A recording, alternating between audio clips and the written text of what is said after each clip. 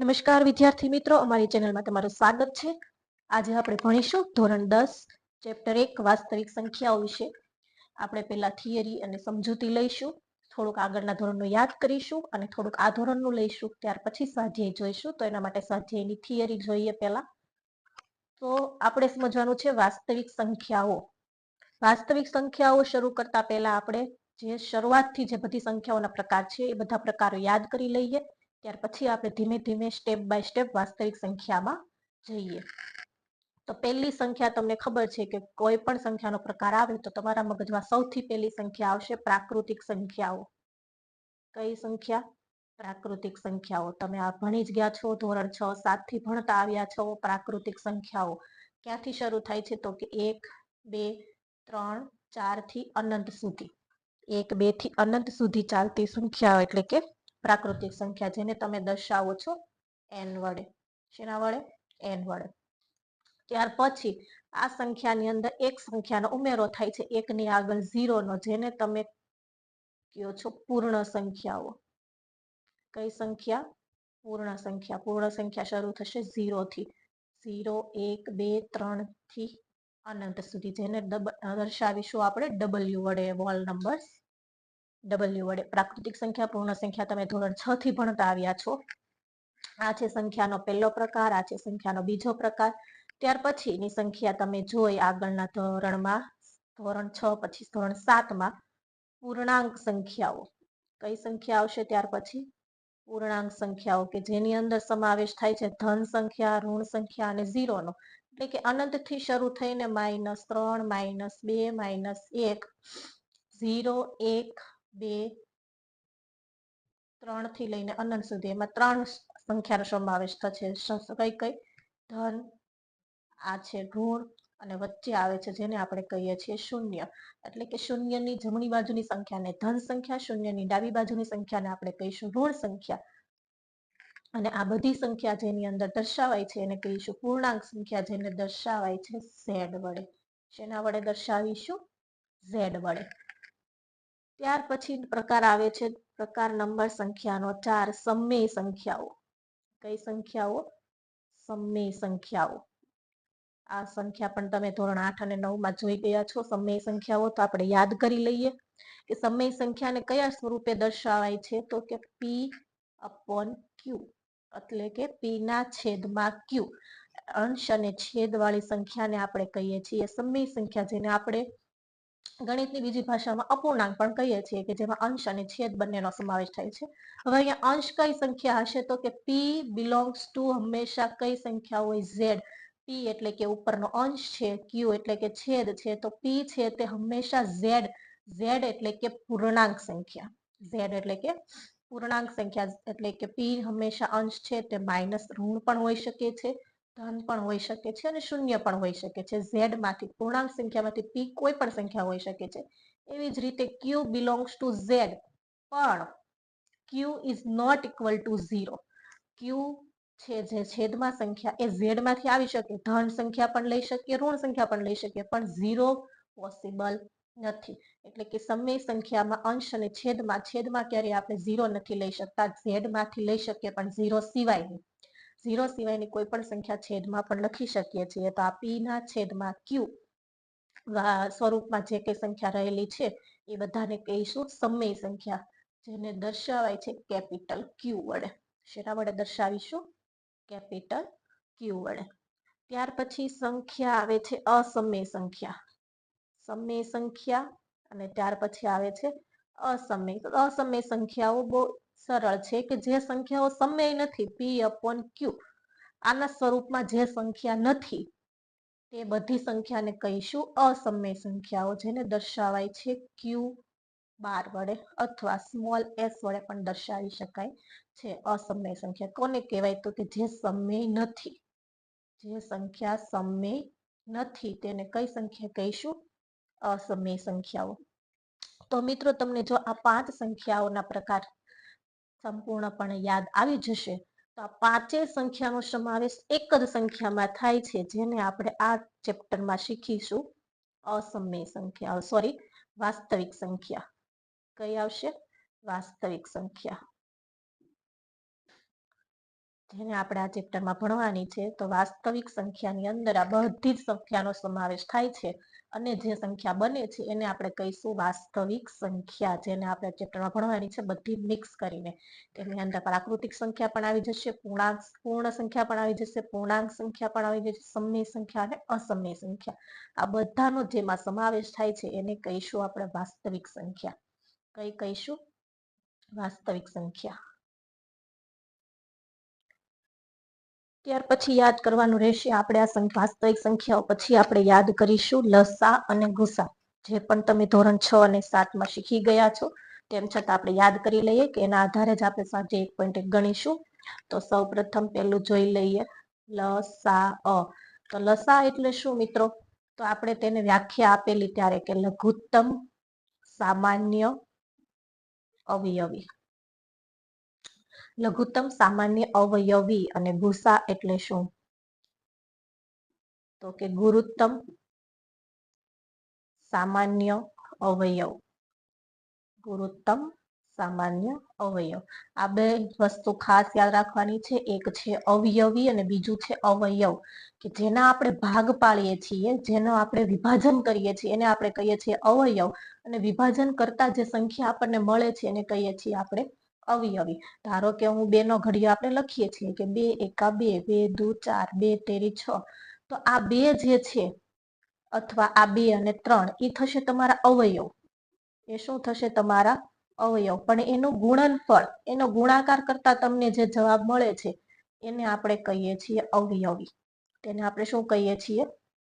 અવયવી. તો ખાસ યાદ રાખવાનું રહેશે તમારે અવયવ કોને કહેશો અને અવયવી કોને કહેશો. તો જેના આપણે વિભાજન કરીએ છીએ એને આપણે અવયવ કહીશું, અને જે ગુણનફળ કરતા, ગુણાકાર કરતા જે સંખ્યા આપણને મળે છે એને આપણે અવયવી કહીશું. અવયવ હંમેશા નાનો હોય છે. અવયવી ગુણાકાર કરતા આપણને જવાબ હંમેશા કેવો મળે છે? મોટો. લઘુત્તમ એટલે કે નાનામાં નાનું. કોઈ પણ બે સંખ્યામાંથી કોઈ પણ બે અવિભાજ્ય અથવા વિભાજ્ય, અવિભાજ્ય નહીં, વિભાજ્ય સંખ્યા અથવા અવિભાજ્ય પણ ચાલશે, કે બે સંખ્યામાંથી તમે જે સામાન્ય અવયવી કાઢો છો અને એનો ગુણાકાર કરો છો તે તમને જે જવાબ મળે છે એને કહેવાય છે લઘુત્તમ સામાન્ય અવયવી. અને ગુરુત્તમ સામાન્ય અવયવ એટલે કે કોઈ પણ બે અવયવમાંથી તમે મોટામાં મોટો સામાન્ય અવયવ કાઢો છો તો એને કહેવાય છે ગુરુત્તમ સામાન્ય અવયવ. ધારો કે આપણે કોઈ એક ઉદાહરણ લઈ લઈએ છીએ. કોઈ પણ ઉદાહરણ, ધારો કે હું 26 લઈ લઉં છું અહીંયા ઉદાહરણ તરીકે. કોઈ એક સંખ્યા, બે સંખ્યાની કમ્પેરિઝન કરવા માટે લસા ગુસામાં બે સંખ્યા મિનિમમ હોવી જરૂરી છે. તો બે સંખ્યા કઈ કઈ લઈશું આપણે? તો ધારો કે 26 અને 39 લઈ લઈએ છીએ આપણે. ઓકે, 39 ને હું નીચે લખી દઉં છું. આપણે બાજુમાં તેના અવયવ લખી દઈએ. તો અવયવ આપણે 26 ના પાડીએ તો તમને ખબર છે 26 બેકી સંખ્યા છે. તો 2 વડે એનો ભાગ પડશે. 2 વડે ભાગ પાડતા કેટલા? 2 26 હશે 13. 13 અવિભાજ્ય અવયવ છે, 2 પણ અવિભાજ્ય. અવિભાજ્ય અવયવ પણ આપણે હમણાં યાદ કરીએ, 2 અને 13. એવી જ રીતે 39 ના ભાગ પડશે 3 ગુણ્યા 13. 13 તેરી 39, 13 દુ 26. હવે આ બંનેનો લસા તમને શોધવાનું કહીએ તો તમે આવું કંઈક આગળના ધોરણમાં શીખતા હતા. 13 દુ 26, 13 તેરી 39. લસા માટે શું કરતા હતા? બંનેના સામાન્ય અવયવ જે કંઈ છે તે તમે લખતા હતા. પણ ખાસ કેટલું યાદ રાખવાનું કે જે અવયવ બંનેમાં સરખો છે એને કેટલી વાર લખીશું? એક જ વખત. જે અવયવ સરખો છે તેને એક વખત લખીશું, જે અલગ અલગ છે એને બધાને એક એક વખત લખી દઈશું. આમાંથી લઈ લઈશું 2, અહીંયાથી લઈ લઈશું 3, ગુણ્યા બંનેમાંથી 13 સરખું સરખું હતું એટલે કેટલી વાર લખી દીધું? એક વાર. હવે આનો કરી દઈશું ગુણાકાર. 13 તેરી 39 અને 39 ગુણ્યા 2, અથવા આગળથી ગુણાકાર કરો. 2 તેરી 6, 6 ગુણ્યા 13 એટલે 13 6 78. આ તમારો જવાબ શું આવી જશે? લસા. શું આવી જશે? લસા. આ જ રીતે ધારો કે આપણે ગુસા માટે આ જ ઉદાહરણ લઈ લઈએ. તો ગુસા શું આવશે આમના માટે? કે ગુસા આ જ બંને સંખ્યા લઈ લઈએ ઉદાહરણ તરીકે. તો ગુસા એટલે કે બંનેમાંથી નીકળતો એક જ સામાન્ય અવયવ, ગુરુત્તમ સામાન્ય અવયવ. તો બંનેમાં સરખું શું છે? 13. તો આ 13 તમારો થઈ જશે ગુસા. લસામાં તમારે શું કરવાનું રહેશે? દરેક અવિભાજ્ય અવયવનો ગુણાકાર કરવાનો રહેશે. જ્યારે ગુસા એકદમ સરળ છે, બંનેમાંથી જે સામાન્ય નીકળે છે એને લખી દો. બાકી આગળ કંઈ કરવાનું નથી. હા, બીજો કોઈ સામાન્ય અવયવ નીકળે છે, ધારો કે અહીંયા 2 છે, અહીંયા 2 છે, તો તમારે અહીંયા 2 ઉમેરવા પડશે અને એનો ગુણાકાર કરીને તમારો જવાબ 26 આવશે. પણ અહીંયા કોઈ બીજો અવયવ સામાન્ય નીકળતો નથી, માટે અહીંયા તમારો ગુસ્સા કેટલો આવે છે? માત્ર 13. આ તો એક ઉદાહરણ હતું જે તમે આગળ ભણી જ ગયા છો. આ જ લસા ગુસ્સાને આધારે આપણે આગળનું સ્વાધ્યાય પણ ભણીશું. આ તો યાદ કરવા માટે કે લસા છે એને કોને કહીશું? તો કે દરેક અવિભાજ્ય અવયવનો ગુણાકાર એને કહીશું લસા, અને સામાન્ય નીકળતો અવયવ એને કહીશું આપણે ગુસા. આના આધારે આપણે એક સૂત્ર તમારે પાકું કરવાનું રહેશે કે કોઈ પણ બે અવિભાજ્ય કોઈ પણ બે અવયવોના લસા અને ગુસાનો ગુણાકાર, કોઈ પણ બે અવયવનો લસા, અને ધારો કે કોઈ પણ બે અવયવને આપણે લઈ લઈએ એ અને બી, સૂત્ર માટે એનો ગુણાકાર લસા ગુણ્યા ગુસા. કોનો ગુસા? કોઈ સંખ્યા એ અને બી નો. ધારો કે અહીંયા લસા આવ્યો છે 78, તો 78 લસા, ગુસા આવ્યો છે 13, તો એનો 13. આ બંનેના ગુણાકારનો જવાબ કેટલો આવશે? તો કે બંને મૂળભૂત સંખ્યાના ગુણાકાર જેટલો. આ છે તમારો આજનો પહેલી થિયરીનો પ્રમેય જે ફરજિયાત પાકો કરવાનો રહેશે. મોસ્ટ આઈએમપી સવાલ છે, ગમે ત્યાં પૂછાઈ શકે છે, ખરા ખોટામાં કે ખાલી જગ્યામાં. લસા એ બી એટલે કે લસા કોઈ પણ બે સંખ્યાનો ગુણ્યા કોઈ પણ બે સંખ્યાનો ગુસા બરાબર જવાબ કેટલો આવશે? તો કે એ બંને સંખ્યાના ગુણાકાર જેટલો જવાબ આવશે. લસા ગુણ્યા ગુસા, 78 ગુણ્યા તમે 13 કરો, આ લસા છે, આ ગુસા છે, બરાબર. એની મૂળભૂત સંખ્યા કઈ હતી? 26 ગુણ્યા 39. કઈ હતી? 26 ગુણ્યા 39. તો બંનેનો ગુણાકાર કેવો આવશે? સરખો. આ તમારું પ્રમેય છે પેલી થિયરીનું, જે દરેકને પાકું કરવાનું રહેશે. તો આ છે લસા, આ છે ગુસા, અને એના આધારે આ આપણે નવું પ્રમેય જે તમારે દરેકને મોઢે કરવાનું રહેશે. ત્યાર પછી આપણે જોઈ લઈએ અવિભાજ્ય અવયવ. તો અવિભાજ્ય અવયવ કોને કહેવાય એ પણ યાદ કરી લઈએ આપણે. અવિભાજ્ય અવયવ કોને કહેવાય? કે જેનું વિભાજન થઈ શકતું નથી, કે જેનું વિભાજન શક્ય નથી, જેના ભાગ નથી પડી શકતા, એને કહેવાય અવિભાજ્ય સંખ્યા. કે જેના ભાગ પડી શકતા નથી, તેના બે જ અવયવ આવે. જે સંખ્યાના, અથવા બીજી વ્યાખ્યામાં કહીએ તો માત્ર બે જ અવયવ હોય, માત્ર બે જ અવયવ, જે સંખ્યાના માત્ર બે જ અવયવ હોય તેને પણ અવિભાજ્ય સંખ્યા કહીશું, અથવા જેનું વિભાજન શક્ય નથી એને પણ કઈ કહીશું? અવિભાજ્ય સંખ્યા. એના માત્ર બે જ અવયવ પડે છે. બે માં પણ એક અવયવ કયો હોય છે? હંમેશા એક. બે માં એક અવયવ કયો હશે? હંમેશા એક. એક એવી સંખ્યા છે, વિશિષ્ટ સંખ્યા. કેવી સંખ્યા છે? વિશિષ્ટ સંખ્યા. એક એ વિભાજન ની માટેની વિશિષ્ટ સંખ્યા છે, કે જે વિભાજ્ય સંખ્યામાં પણ નથી આવતી અને અવિભાજ્ય સંખ્યામાં પણ આવતી નથી. એટલે જે સંખ્યાના અવયવ પાડતા એક અવયવ એક હોય અને એક સંખ્યા પોતે હોય, એક અવયવ એક હોય અને એક સંખ્યા પોતે હોય, એટલે આ બે અવયવ જેના પડે એને કહેવાય અવિભાજ્ય સંખ્યા. કઈ કહેવાય? અવિભાજ્ય સંખ્યા. કે જેના માત્ર બે જ અવયવ પડતા હોય, એક અવયવ એક અને એક સંખ્યા પોતે, કે જે સંખ્યાનો અવયવ આપણે પાડવાનો છે એ સંખ્યા પોતે હોય, તો એને કહીશું આપણે અવિભાજ્ય સંખ્યા. ધારો કે અવિભાજ્ય સંખ્યાની શરૂઆત ક્યાંથી થાય છે? તો એક થી નથી થતી. એક એ વિશિષ્ટ છે. એક એ કેવો અવયવ છે? વિશિષ્ટ અવયવ છે. તો એનો શરૂઆત ક્યાંથી થશે? 2 થી. તમને એમ થશે કે 2 ના તો ભાગ પડે, 1 ને 1 2, પણ નહીં, આપણે ગુણાકારની દ્રષ્ટિએ ભાગ પાડવાના છે. કઈ દ્રષ્ટિએ ભાગ પાડવાના છે? ગુણાકારની દ્રષ્ટિએ. તો 2 નો હંમેશા એક જ ભાગ પડે છે. કયો? તો કે 2 ગુણ્યા 1 બરાબર 2. 2 એકા 2, બાકી એક પણ ઘડિયામાં 2 નો સમાવેશ નથી થતો, માટે 2 પણ કેવી છે? અવિભાજ્ય સંખ્યા. ત્યાર પછી 3, ત્યાર પછી 5, ત્યાર પછી 7. તો હવે હું અહીંયા તમને એમ થશે કે આ તો એકી સંખ્યા બધી લાઈનમાં લખતા જઈએ છીએ, પણ નહીં. 2 3 5 7 સુધી બરાબર છે, પણ પછી એકી સંખ્યા આવશે 9, તો કે 9 ના ભાગ તો પડે છે, 3 તેરી 9. તો અવયવ આવી ગયો એનો. એક અને સંખ્યા પોતા સિવાયનો ત્રીજો અવયવ મળી ગયો, માટે આ અવિભાજ્ય સંખ્યા નથી. 10 પણ નથી, તો કઈ આવશે પછી? 11. 11 પછી કઈ આવશે? 13.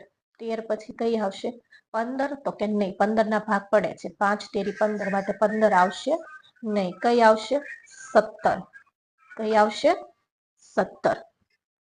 2 3 5 7 11 13 17. 17 પછી આવશે 19.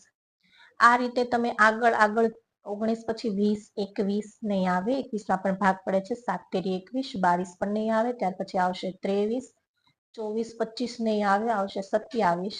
આ રીતે તમે સોરી 27 ના પણ ભાગ પડે છે 9 તેરી 27, 27 પણ નહીં આવે, આવશે 29. આ રીતે તમે આગળ આગળ વધતા જશો તો તમને 1 થી 100 સુધીમાં તમારે શોધવાની રહેશે. એ સંખ્યાઓ આગળની છે, મેં આટલી જણાવી દીધી છે. આગળની તમે શોધી શકો છો. 1 થી 100 સુધી ટોટલ 1 થી 100 ની અંદર આવશે 25 અવિભાજ્ય સંખ્યા. કેટલી આવશે? 25. જો તમે 25 થી વધી જાઓ છો કે 25 થી ઓછી થાય છે તો એમાંથી તમારી કોઈ સંખ્યા એવી નીકળશે કે જેના ભાગ શક્ય છે પણ આપણને અવિભાજ્ય દેખાય છે પણ અવિભાજ્ય છે નહીં. 1 થી 100 સુધીની ટોટલ 25 સંખ્યા એવી અવિભાજ્ય છે જે તમે જો મોઢે કરી લેશો તો આગળ તમને ગણતરીમાં ઈઝી પડશે કે આને આપણે ગણતરી નથી કરવાની કેમ કે અવિભાજ્ય સંખ્યા છે. નહીંતર તમે થોડા અટવાઈ જશો. એના લીધે જો 1 થી 100 સુધીની 25 જે અવિભાજ્ય સંખ્યા છે તમે મોઢે કરી લો તો બેટર રહેશે. તો આ હતું આપણે અવિભાજ્ય સંખ્યા કે જેનું વિભાજન શક્ય નથી અથવા માત્ર 2 જ અવયવ શક્ય છે. એમાં એક અવયવ હશે 1 અને એક બીજો અવયવ કયો હશે? એ સંખ્યા પોતે. તો અહીંયા આપણી થિયરી પૂર્ણ થાય છે. આગળ આપણે જોઈશું આગળના વિડીયોમાં સ્વાધ્યાય 1.1.